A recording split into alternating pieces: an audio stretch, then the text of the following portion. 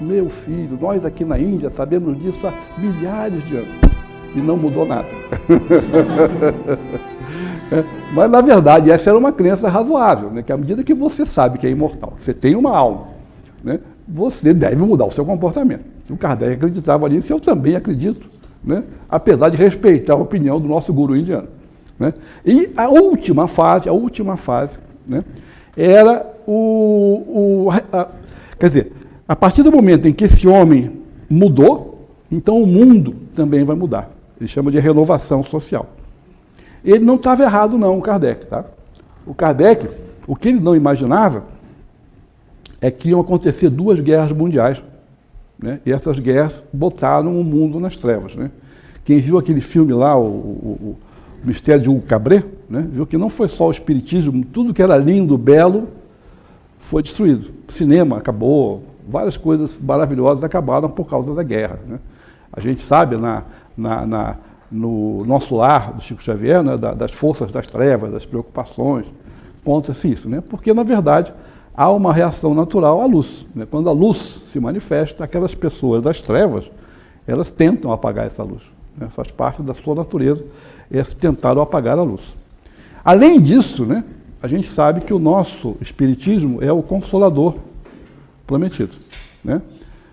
O trabalho do Chico Xavier, recebendo aquelas cartas dos filhos para as suas mães, isso é uma obra abençoada, né? Realmente, essa possibilidade de você continuar conversando com os seus mortos, isso realmente é uma obra abençoada.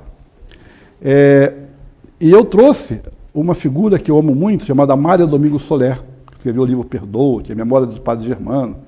Ela era uma médium espanhola, né, que chegou ao espiritismo como a maioria das pessoas chegou pelo sofrimento, pela dor, né? Ela estava quase cega, e aí ela é tratada por um homeopata, e esse homeopata, ele não é espírita, é materialista, mas ele, assim, ó, tem uma coisa interessante chamada espiritismo, e apresenta a ela o tal do espiritismo. E eu trouxe a Mária Domingos Soler, porque ela, em 31 de março de 1875, né, ela leu uma poesia chamada A Memória de Allan Kardec, que tinha desencarnado 10 anos antes, né? E o Allan Kardec publicou a Revista Espírita, né? Então tem os anais, e evidentemente que o último ano da Revista Espírita é 65, e só tem a publicação até abril, né? Porque na verdade já estava pronto o número de abril. E na penúltima Revista Espírita, o Allan Kardec diz assim, para vocês entenderem bem como é que Allan Kardec pensava. Você vê, a gente não pode, Allan Kardec falando, a gente não pode acreditar em tudo que os espíritos falam, né? Veja, por exemplo, o espírito de verdade. O espírito de verdade era o espírito mais iluminado, né, que se manifestava dentro do espiritismo. Era a voz mais confiável de todas. Mas mesmo essa, o Kardec diz, viu, o Erasto errou. Porque o Erasto disse que eu ia ter 10 anos para completar a obra. 10 anos se passaram e eu nem comecei. No mês seguinte ele morre. Quer dizer, o Erasto não errou, acertou. Ele não entendeu que, na verdade, o trabalho dele se encerrava ali e o nosso ia continuar. Aliás, não se encerrava ali porque a gente sabe que ele continuou trabalhando depois da morte, né? No momento em que o primeiro ser humano se olhou em um espelho d'água e se pergunta, quem é este? E a resposta é, este sou eu, e ele pergunta, quem sou eu?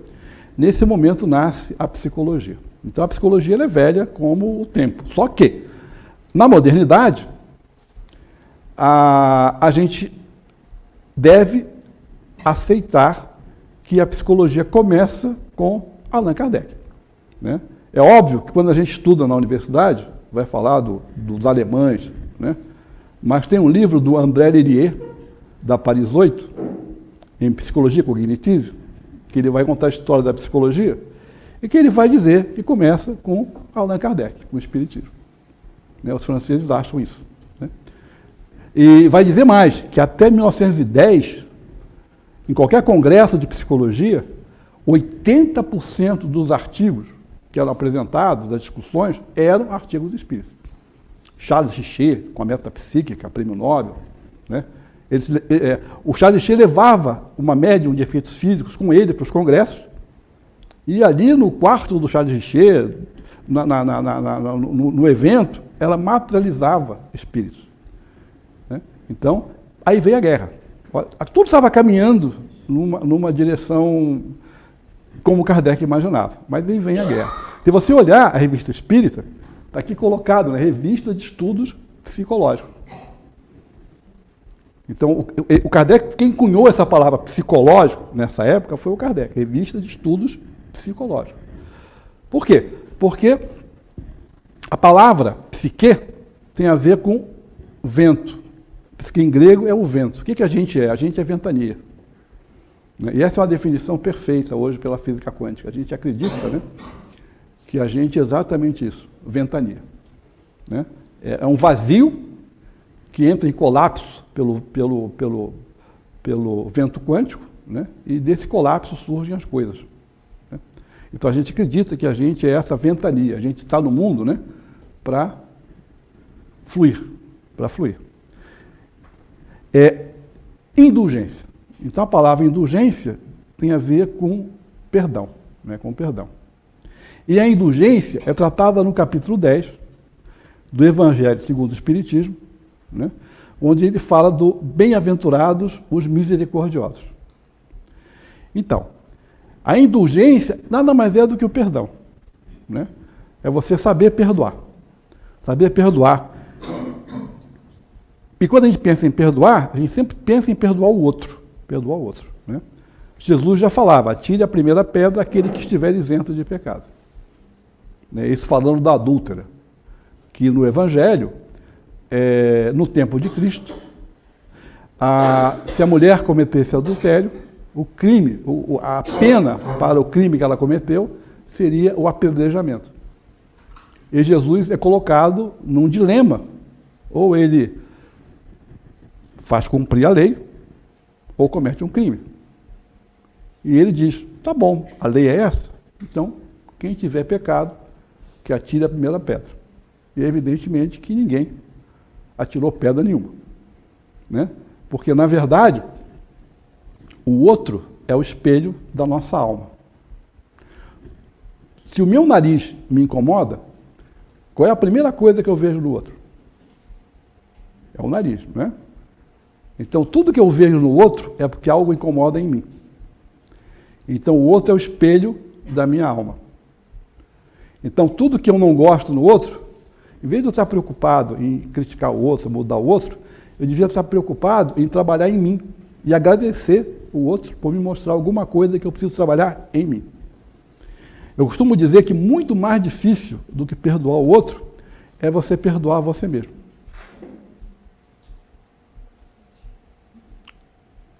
Quando a gente está numa sessão mediúnica e aparece um obsessor, e o obsessor, ele explica por que ele está ali, né? Tem um caso maravilhoso da Ivone Pereira, de uma criança que não fala e anda sempre torta assim. Né? E aí a Ivone, com a vidência que ela tem, ela percebe que tem um negão forte montado no menino como se fosse um cavalo e com um freio aqui na garganta. Aí ela conversa com o obsessor. O obsessor fala que aquele menino tinha sido um capataz e que ele tinha matado a chicotadas a mulher dele, os filhos dele. Aí eu pergunto para vocês, algum de nós não faria igual ou pior do que esse menino para se vingar do que foi feito com uma mulher que você ama e com os filhos que você ama? Né? Por sorte, esse obsessor já estava cansado daquela vingança e conseguiu ouvir a conversa da Ivone e deu-se um milagre. Para quem não está acompanhando essa conversa no mundo espiritual, de repente aquele menino que está assim, ele levanta e começa a falar. Né? Acontece com a... Então perdoar, e perdoar a si mesmo, perdoar o outro, é fundamental. Né? E o curioso é quando a gente planejou essa palestra, esse tema, Eu não sabia disso, né? Mas nós estamos exatamente no agosto violeta. Né? Esse mês agora, agosto violeta, exatamente é o mês do perdão. Né? A gente teve o outubro rosa e o novembro azul, com o câncer da mama e o câncer da próstata.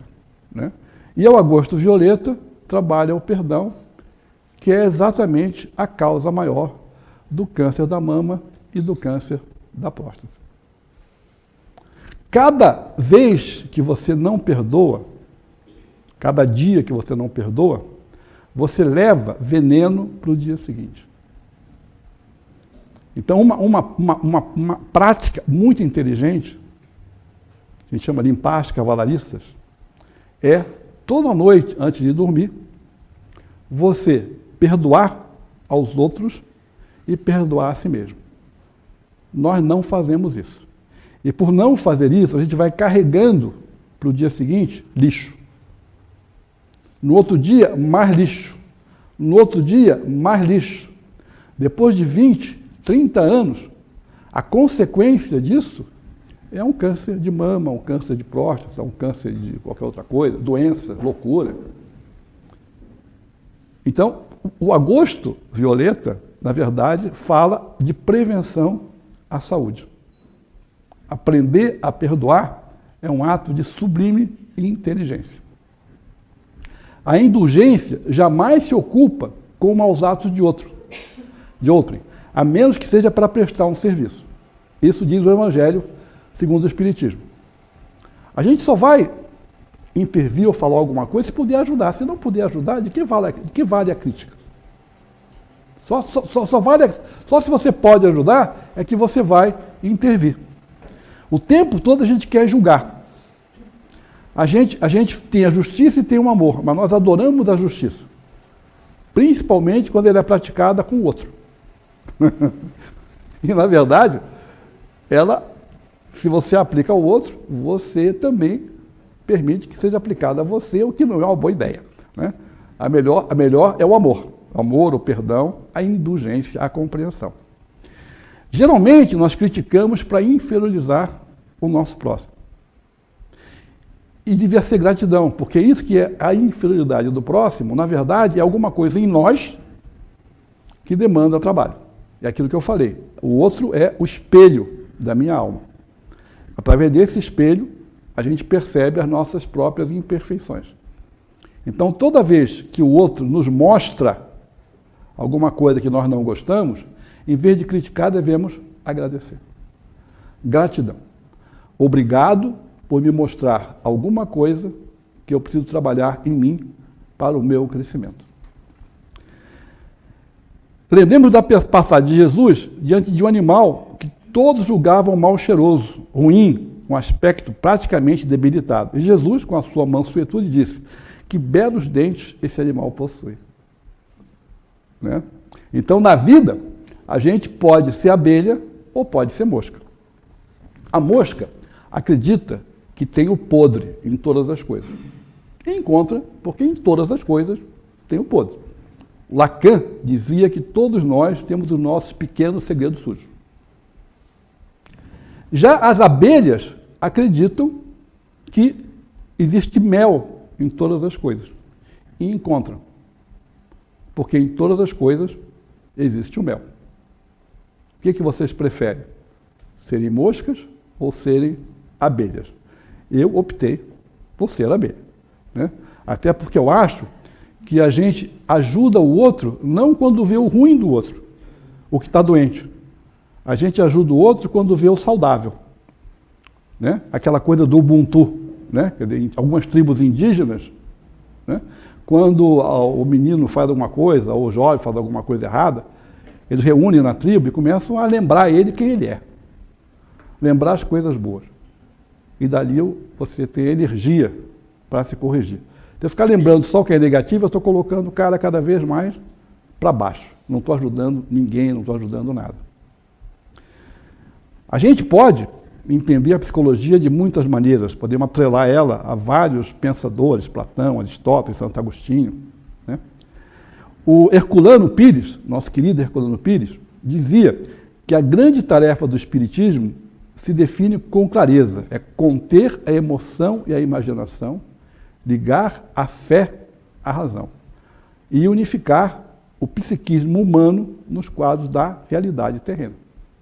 Então, o Espiritismo, ele é essa bênção. As pessoas dizem assim, Fialho, você tem fé.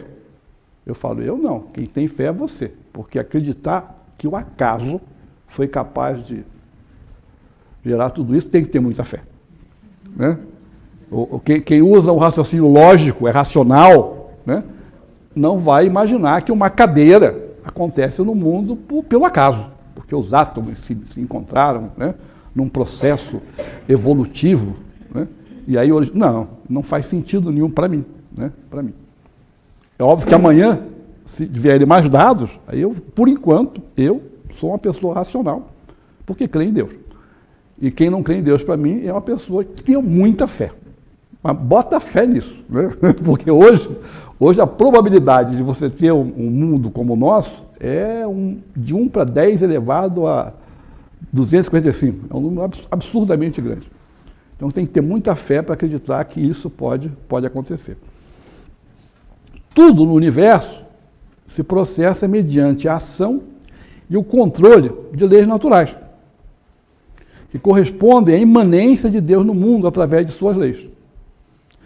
Toda a realidade verificável é natural, de maneira que os espíritos e suas manifestações não são sobrenaturais, mas fatos naturais, explicáveis, resultantes de leis que as pesquisas científicas esclarecem. Então, a mediunidade, não é os fenômenos paranormais. Né? No passado, a gente falava da parapsicologia, hoje o pessoal fala da psicologia anômala. Né? O espiritismo, a ciência espírita continua na psicologia profunda do Jung, continua na psicologia transpessoal. Então, isso tudo mostra que esses fenômenos, eles não são sobrenaturais. Pode ser que eu ainda não os compreenda. Por exemplo, tem uma pesquisa que é feita entre os monges tibetanos. O Dalai Lama empresta para cientistas alguns monges meditadores para serem estudados. Então, o Dalai Lama acredita que existem 72 tipos de meditadores. Um desses tipos, eles são capazes de sentar no chão e derreter a neve à volta.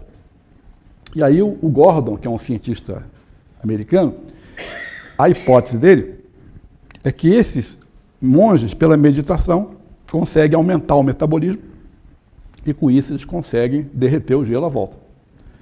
E ele pegou os 10 monges que o Dalai Lama emprestou para ele e com uma tecnologia do Ocidente, verificou se a hipótese dele estava correta e 9 desses monges realmente faziam aquilo que ele imaginava. Aumentava o metabolismo, aumentava o calor e derretia a neve. E tinha um monge que fazia o contrário. Em vez de aumentar o metabolismo, ele baixava o metabolismo. O Gordon diz no livro, essas pesquisas entre os cientistas e os monges tibetanos já geraram uns 12 livros em espanhol. Você tem todos, tem uns 4 em português, em inglês tem tudo, lógico, também. Mas ele vai dizer que se você pegasse esse monge e você enterrasse 20 metros debaixo do solo com um caixão, ele ia continuar vivo. Porque ele conseguia chegar num nível metabólico tão baixo que aquele pouquinho de ar que entrava ali era suficiente para manter ele vivo. Então, ele seria sobrenatural. Né? Os outros seriam naturais, ele seria sobrenatural. Só que o sobrenatural não significa significa que eu ainda não tenho como compreender como ele faz isso. Evidentemente, daqui a 10 anos, 20 anos, alguém vai entender como é que ele faz esse processo e ainda derrete neve no processo. Ele não derrete no meio do calor, ele derrete por outra técnica, por outra maneira, que ainda é sobrenatural. Então, o sobrenatural é só alguma coisa que eu ainda não consegui entender e codificar. Quando falamos de indulgência, devemos lembrar-nos da nossa modificação íntima.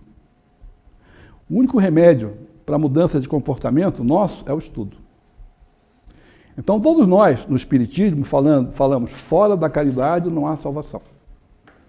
Então, a essência da prática espírita é a prática da caridade. Agora, o que é a caridade? Então, no passado era muito fácil. Pegava a mão no bolso, tirava dinheiro, Né? Você pegava comida e dava comida. Hoje a gente sabe que não é isso. Né? A gente sabe que a caridade é libertadora. A caridade, ela liberta e não condiciona o homem. Então você vai educar o homem a não precisar de comida, não precisar de pedir comida, não precisar de pedir dinheiro, porque ele é capaz, com dignidade, de prover o seu próprio sustento. Ou seja, é um processo de educação. E o Piaget diz que tudo vai do centro para a periferia. Eu nunca vou poder fazer a caridade ao outro se eu não aprender a fazer a caridade a mim mesmo. Então a educação do outro começa pela minha própria educação. Eu preciso me educar para educar o outro. Na psicanálise, você só pode analisar alguém se você for analisado. Então, os primeiros psiquiatras, o Freud e o Jung, eles fizeram uma autoanálise para poder analisar os outros. Tudo vai do centro para a periferia. Eu só sou capaz de amar o outro se eu amar a mim mesmo. Eu só construo o amor ao outro através do amor a mim mesmo. Eu só sou capaz de respeitar o outro se eu respeitar a mim mesmo. Eu só sou capaz de respeitar se eu for capaz de me respeitar. Então, isso é muito importante, né? Então, isso vale para a gente também.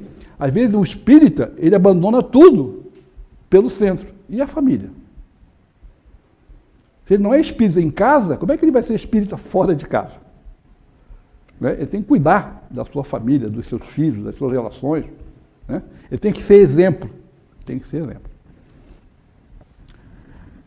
Para entender, eu preciso entender a situação como um todo. Né? E, por exemplo, na análise, a gente não diz o que o outro vai fazer. A gente ajuda o outro a encontrar as respostas. Né? Fale somente se for para aperfeiçoar o silêncio. A gente sabe que está passando por um momento difícil, né? Por outro lado, a gente sabe que está evoluindo.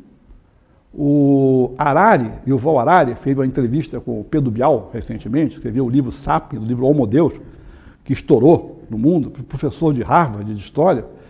Ele disse que nós resolvemos hoje os problemas de guerra, de fome e de violência. Ah, mas existe ainda fome? Ele vai dizer, existe política, porque não tem razão mais para ter fome. E ele vai dizer que tem muito mais gente obesa hoje no planeta que gente com fome, mesmo que política. Então, na verdade, se tem fome é política. Se tem guerra, ainda é local. A minha tataravó morreu de gripe espanhola. Em 1920, 1 em cada 5 pessoas do mundo morreram de gripe espanhola. Isso não vai acontecer mais. Então, a agenda do futuro é a imortalidade e a felicidade. Essa é a agenda do futuro. Né? A gente pode entender a Terra como uma escola, como um hospital e como uma penitenciária. E tem, dependendo da pessoa, para mim a Terra é uma escola, mas tem gente que está vivendo a Terra como uma penitenciária. E tem gente que está vivendo a Terra como um hospital. A Terra é tudo isso, dependendo das pessoas que a estão vivenciando. O verdadeiro homem de bem, diz o capítulo 17º do Evangelho, é aquele que pratica a lei da justiça, de amor e caridade na sua maior pureza.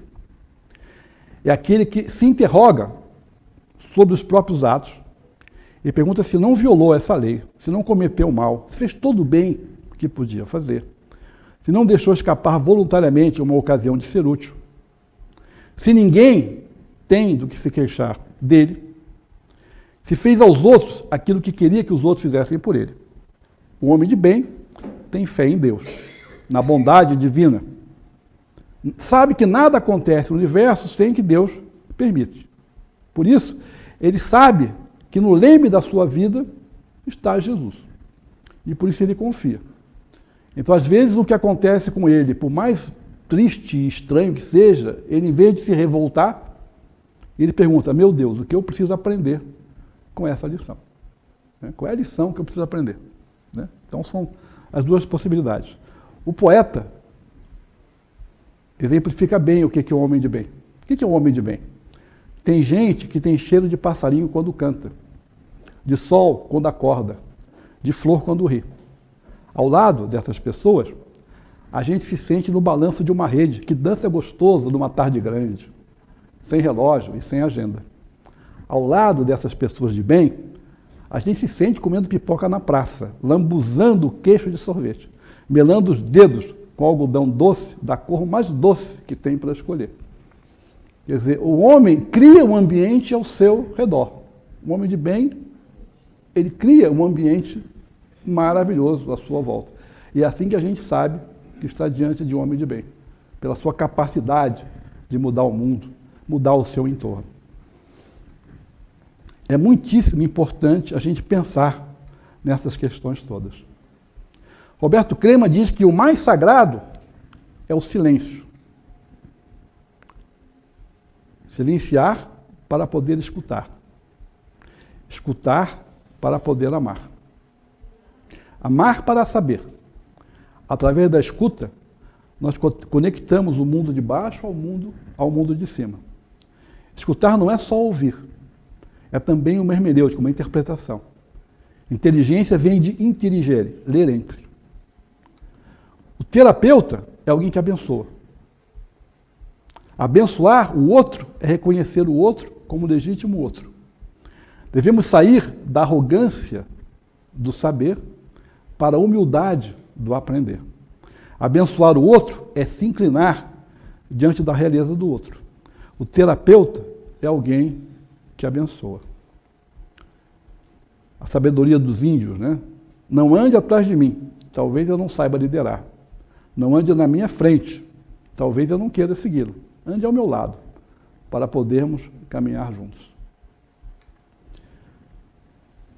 Cada vez que a gente olha à nossa volta, a gente encontra sofrimento de todos os níveis. Tem muita gente ainda sofrendo no nosso mundo.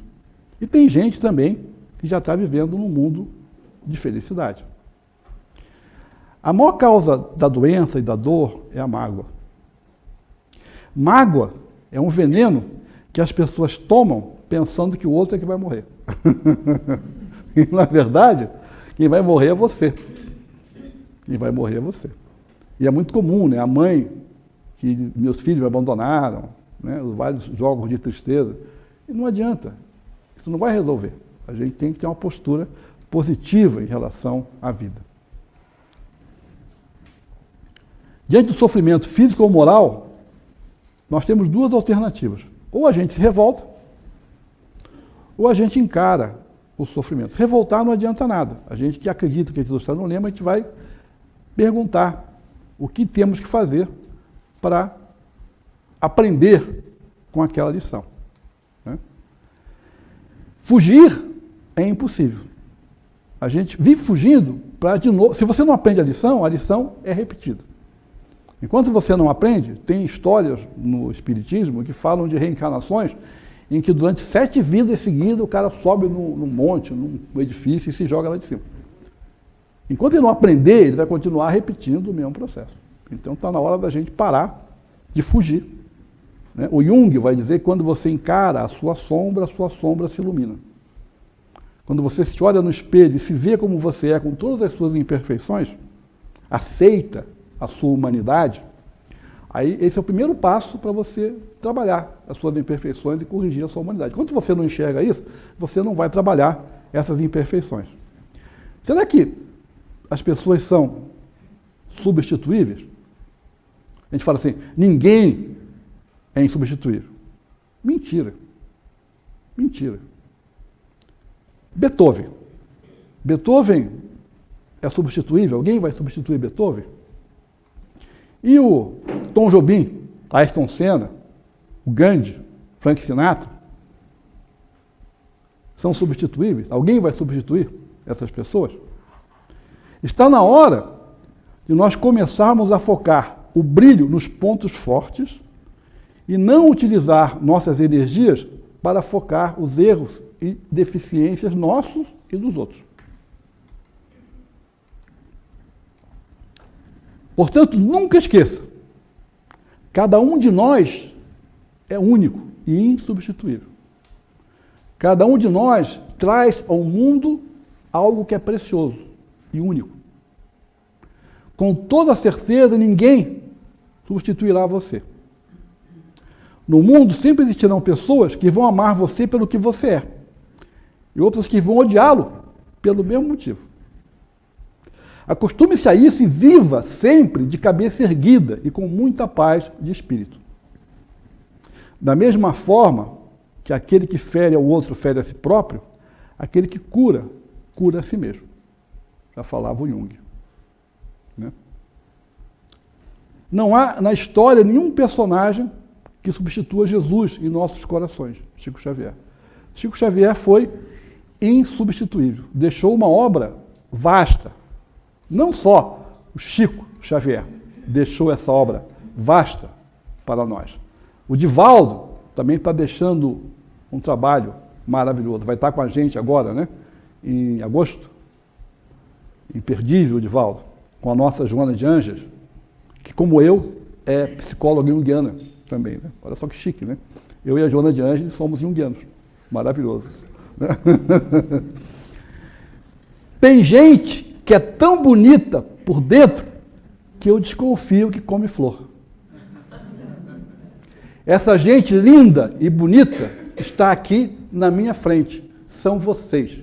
Que Jesus abençoe a nós todos. Que assim seja.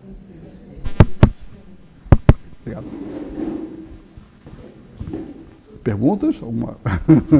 Pessoal, como sempre, estamos abertos a perguntas. Se alguém gostaria de comentar alguma coisa, vamos participar. Todos são bem-vindos. Comentar alguma coisa, perguntar para o professor. Vamos lá. Vamos lá. Qual vai ser a próxima palestra dele? Pois é, né? Só me chamar, eu adoro fazer palestra. O pessoal não acredita em bônus horas, eu acredito em bônus horas, sabe? Tem gente que não acredita, eu acredito que a gente está ganhando bônus horas aqui. E na hora de botar uma na balança, isso aqui vai somar no lado positivo. Então, quanto mais coisa colocar no lado bom da balança, melhor.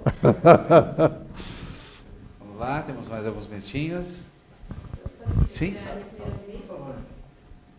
Para as pessoas da internet. É a primeira vez que eu venho. E eu confesso que quando a minha mãe me convidou, eu pensei, nossa, eu vou assistir uma palestra espírita, já tinha ido em alguns outros lugares. E eu vou confessar para vocês que foi a melhor palestra que eu já vi na minha vida. Obrigado. Porque você é uma pessoa iluminada e faz a gente entender com muito mais clareza o que é essa filosofia que nós buscamos aqui. Né? O Jung diz que quando a gente vem no mundo, né, a gente vem com uma missão. Ele discorda lá do Sócrates, da libido, ele fala que cada um de nós vem ao mundo com uma missão. Né? E ele tem um mito, o mito de Er, que é um mito de Platão, que fala a mesma coisa. E a minha missão é essa.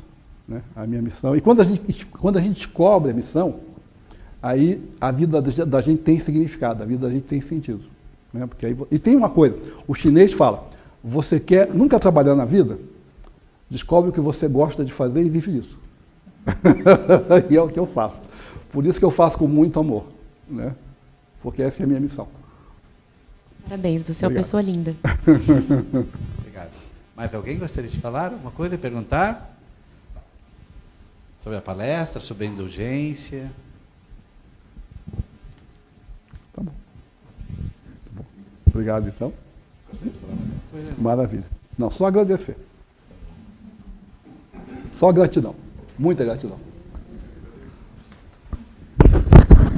Então, só temos a agradecer, então, por tantas palavras, tantas informações, né? E, como todo término desse banquete de informações e de energias, podemos fechar, então, nossos olhos.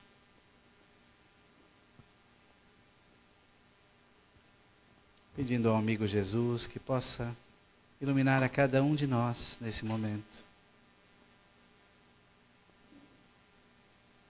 Que os nossos corações, que já vibram em frequências superiores, pois estamos todos unidos no objetivo do aprendizado, do atendimento, do entendimento dessas leis perfeitas e imutáveis,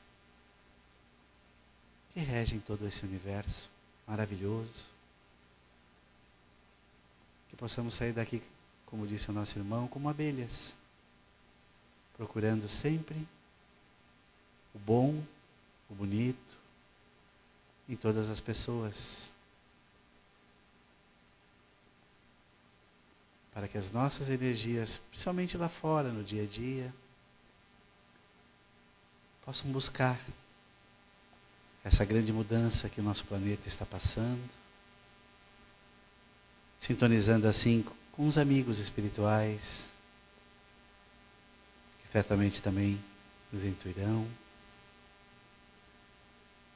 E todas as situações de nossas vidas tornam-se mais fáceis quando nós começamos a entender todas essas ferramentas maravilhosas que essa doutrina espírita nos traz. Então que quando irmos aos nossos lares, quando vocês, nesse momento que estão em suas casas, os olhos fechados, quando entrarmos pelas nossas portas, das nossas casas, que possamos então sentir toda essa luz que está dentro de cada um de nós, disponível. E ela se espalha por todos os cantos, todos os cômodos, por toda esta casa, envolvendo ainda mais os nossos corações. Então agradecemos os coordenadores desta casa, aos mentores, às equipes, ao nosso querido amigo Fialho, companheiro de trabalho.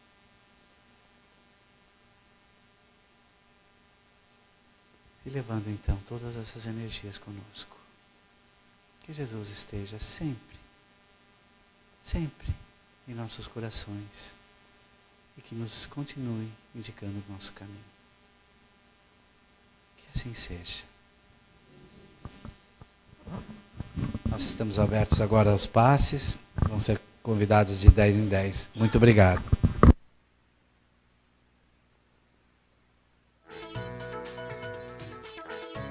Sociedade Catarinense de Estudos Espíritas. Amor, respeito e estudo.